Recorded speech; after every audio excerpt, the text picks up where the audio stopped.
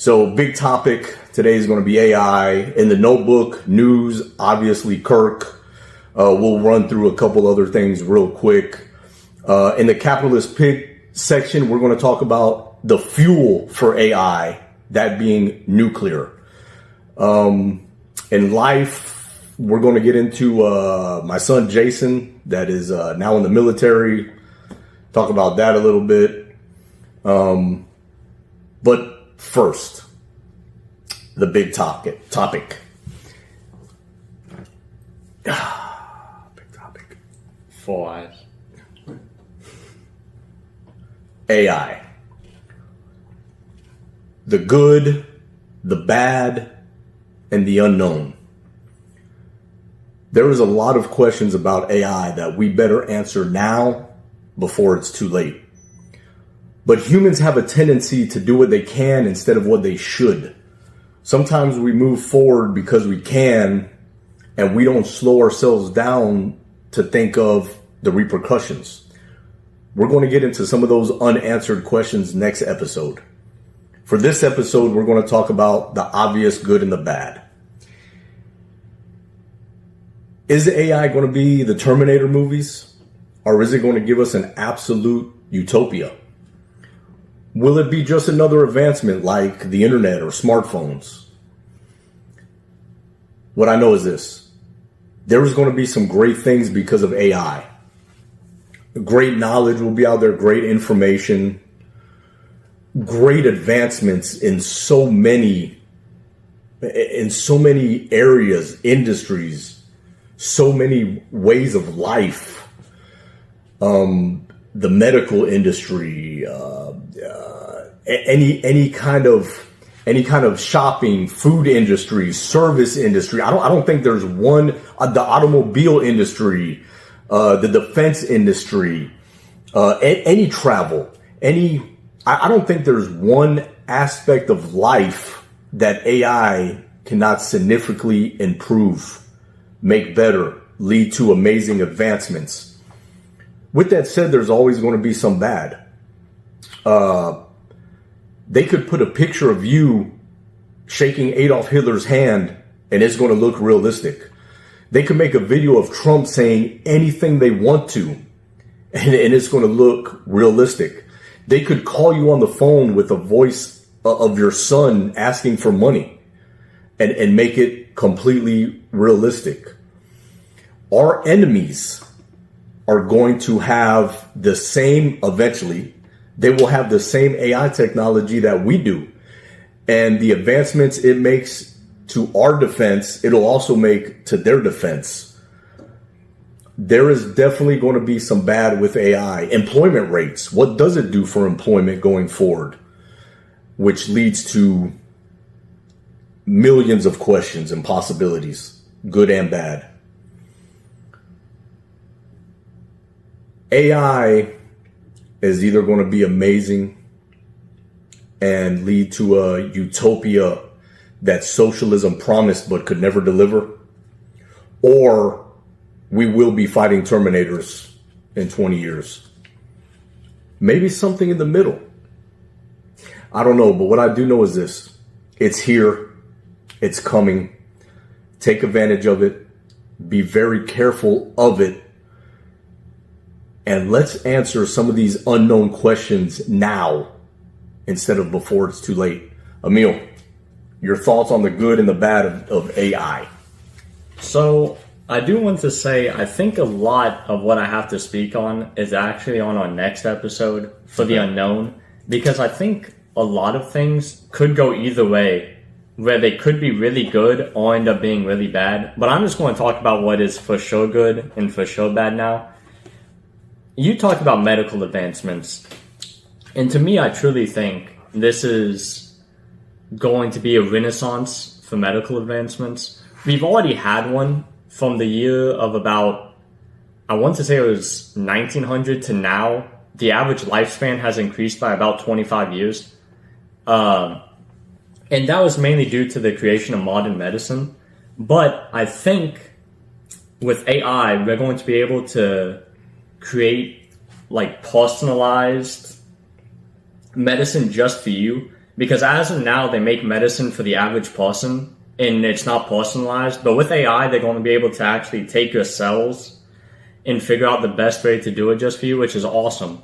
And creations like Neuralink, Elon Musk has already talked about curing blindness for, I think it's like 70% of people that are blind in the next 2 years using Neuralink.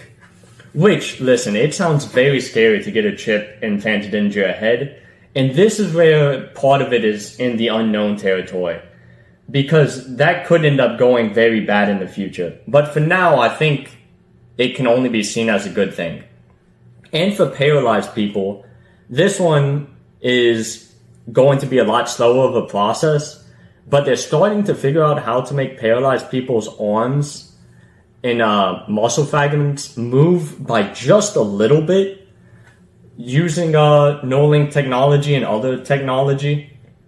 So I think it's going to be very interesting if they can fully have it recover to you being a quadriplegic to being just like me and you would be, beautiful for society. Yep. Like I said, getting a chip in your head sounds very scary to me, but as of now, I can only see that as a good thing. I think we're going to be able to create superhumans at some point, where we're able to run much faster than a normal person. We're going to be much stronger than a normal person. I already am. And as of now, I think that can only be seen as a good thing as well. For the bad, I want to talk about unemployment because it's the first time I've been able to see it in my day-to-day experiences. I went to Steak and Shake the other day, which is a standard restaurant, but I haven't been there since COVID, I would say. And when I went there, everything was completely automated except for the cooks. I went to a kiosk, it got delivered to me, I just went and picked it up, and the only thing there was cooks. I thought it was absolutely a crazy experience that I've never seen before, but if you look it up online, there's even crazier in places like California, where they now have the fully automated McDonald's, cooks and everything. There may be like one person just to manage the technology, but I'm not even sure there's one. You can see it in grocery stores, the self-checkout lines, which, again, it's hard to determine if that's fully a bad thing, because I personally like self-checkout in general. But I think for unemployment, it's very clear that at least for now, it is a bad thing. Scams. Something out there is called deepfakes, which is the thing he was talking about, where AI can look like you and sound like you. If people are already good at scamming old people, wait until now, when they can start sounding like their grandson talking to them. I think scams are going to get really out of control in the next few years, and I think laws have to start being implemented to fight deepfakes a little bit harder than they currently are. Agree. Even though I'm not a big law person, I think that has to be handled. And that also leads to a whole new thing. I think AI, which we're going to go into more on our next episode, has to be treated completely different law-wise than anything we've ever seen. Because it could get very out of control without regulations, I think. Agreed. And I hate to say that because I'm like you. I want less government and everything, but in this... it's a little bit scary, I'm not going to lie to you. And I think that's it. Big topic, Emil.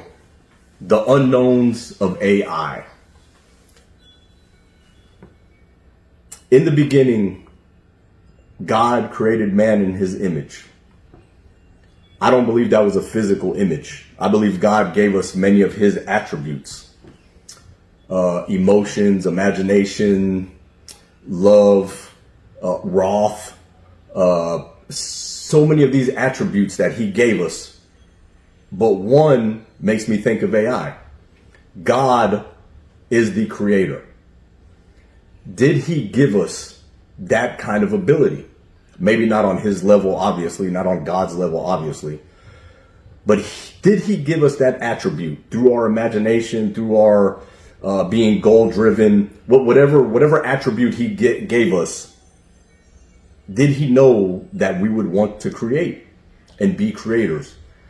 And is AI going to be our first creation per se.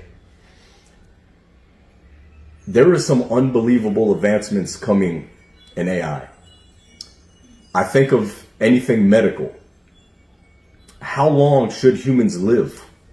Will we get to that point where we have to actually ask that question because they're able to repair any organ? They're able to fix any sickness. Will we eventually have to answer that?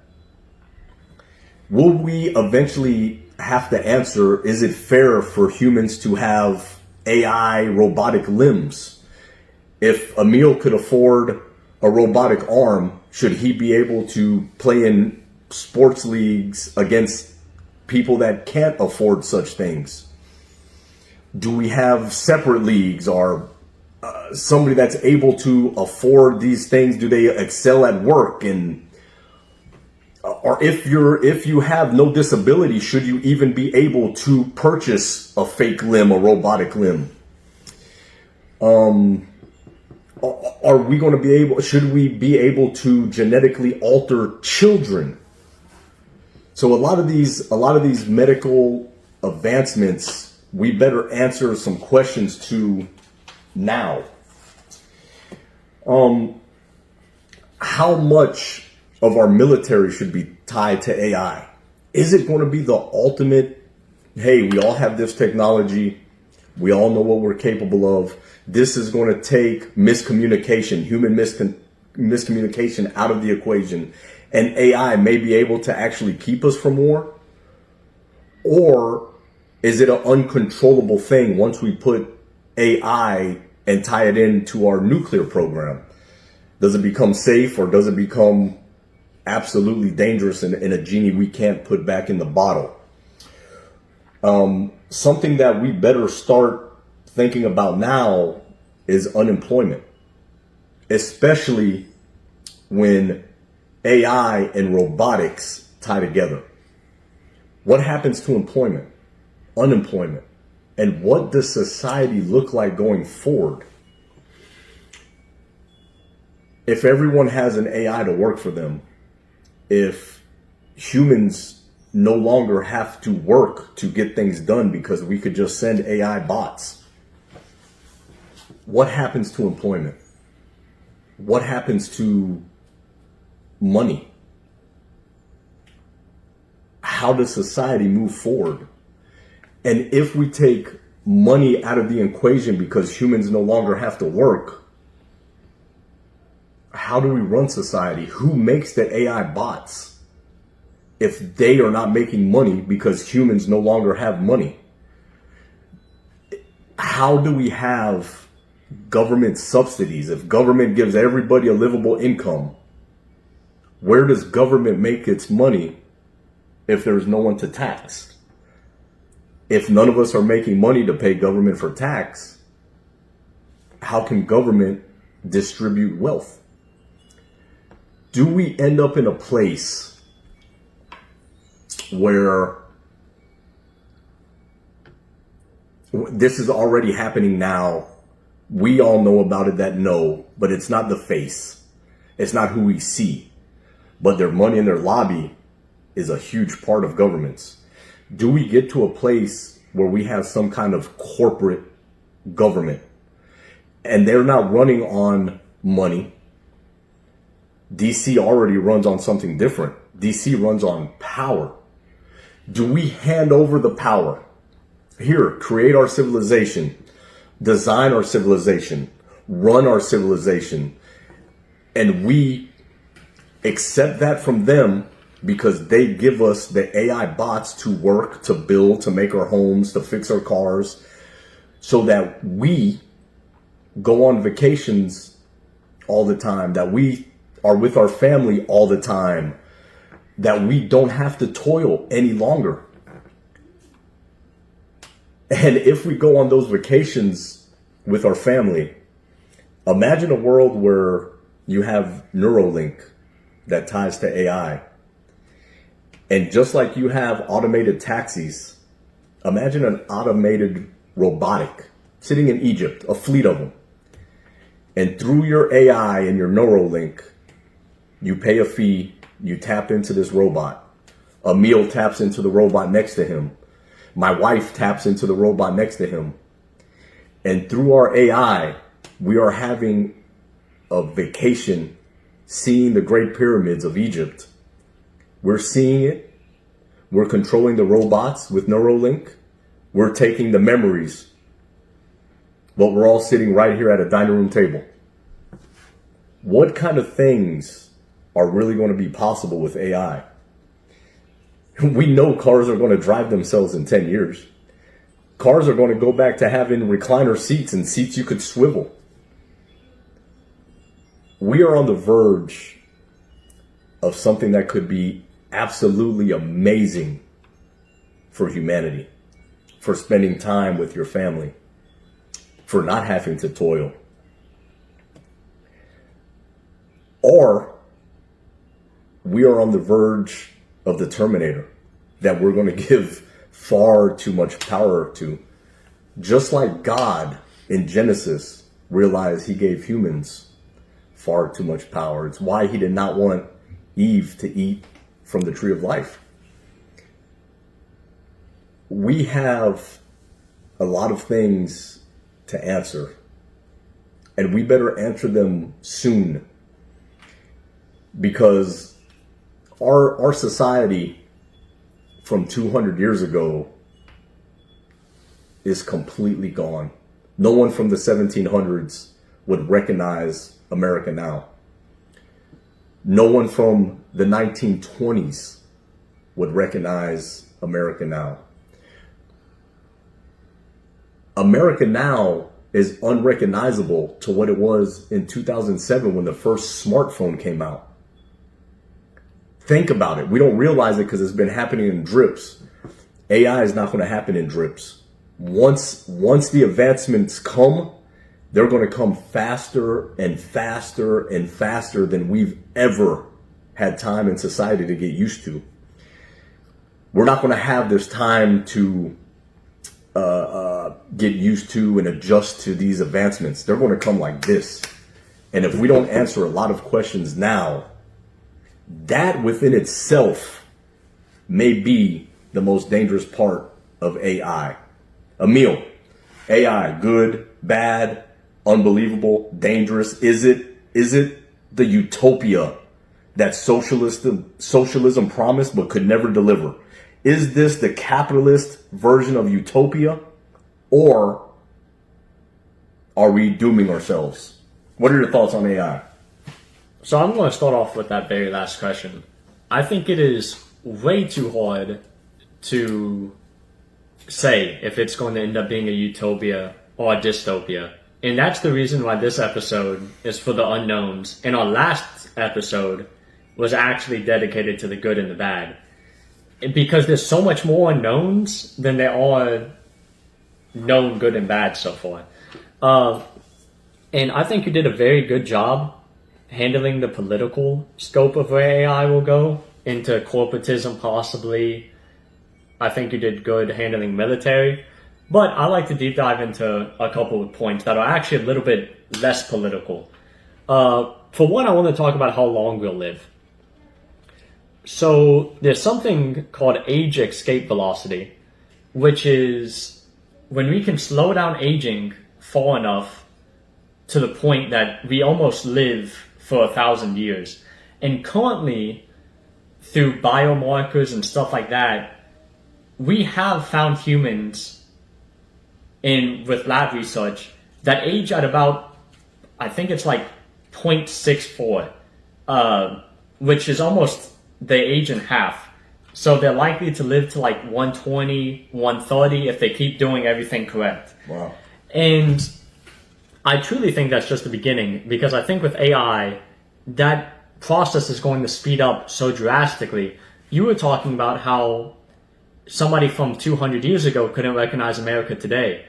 Well, I'm going to say America in about 20 years is going to be unrecognizable to today, because everybody's going to be in self-driving cars. I mean, I think robots are going to start being in all these different places. I mentioned it in last episode, but I feel like it's worth mentioning again. I went to my first restaurant where there were absolutely no human interaction except for the cooks. But there's restaurants, even now without cooks. So I think we're going to start seeing a lot less humanness in things, and I'm not sure if that's good or bad. My inclination is bad, but for some places it's good. Like Walmart and places like this, where there's self-checkout, that is much more preferable to me than having to deal with employees oftentimes. Let me ask you this. Something that you mentioned to me before is the dating world. The human and human interaction is already hard now because of social media, especially for younger generations. What does it do to relationships? What does it do to populations when a man has a robotic AI at home that is the perfect woman, and a woman has a robotic AI at home that is the perfect man, that has no limits as far as what he could do work-wise, what he could do sexually, everything. You're literally a woman at home with the perfect man. When we get to that point, what does it do for social relationships? What does it do for population? And how dangerous could it be? So, first off, I think it's going to cause depression rates to actually skyrocket. Because you have nothing to strive for. And when you have nothing to strive for, I feel like you get sad very often. As of now, men do things to get the woman, to get the prize almost. But when the prize is already at your house, from like whenever, there's no point of you to go out and strive for anything. And with that, what happens to humanity? If men aren't going out and building and aren't doing stuff like this, then the only thing they have to lean on is AI to create and make things. So we give that power to AI too? I think it's very bad. And on population rates, I think it's very hard to say if they decline or increase. My inclination is that they decline very rapidly. The only way I could see it increasing is just because people are home and have nothing else to do except make children. But it wouldn't be out of pleasure anymore because you have a robot that could give you significantly more pleasure than your partner. I just realized that decline and decline are pretty much the same word. They work like they're perfect. I think that eventually, with the help of AI, believe it or not, humanity is going to find ways to reproduce outside of sex. I know that sounds weird, but I think that there's going to be huge display cases with an embryo and some kind of artificial uterus, and a man could take his seed and impregnate it and watch a baby grow outside of a woman. Is that a world you want to live in? That's not a world I want to live in, but I do believe AI may make it necessary to come up with some kind of innovation like that, because I see a world where it's 2025, it's already happening.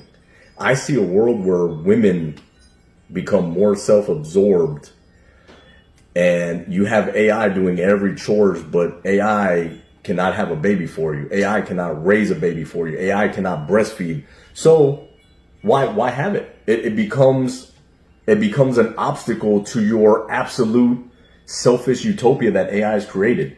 So I think we may get to a world where AI has to help us find ways to reproduce humans outside of sexual contact.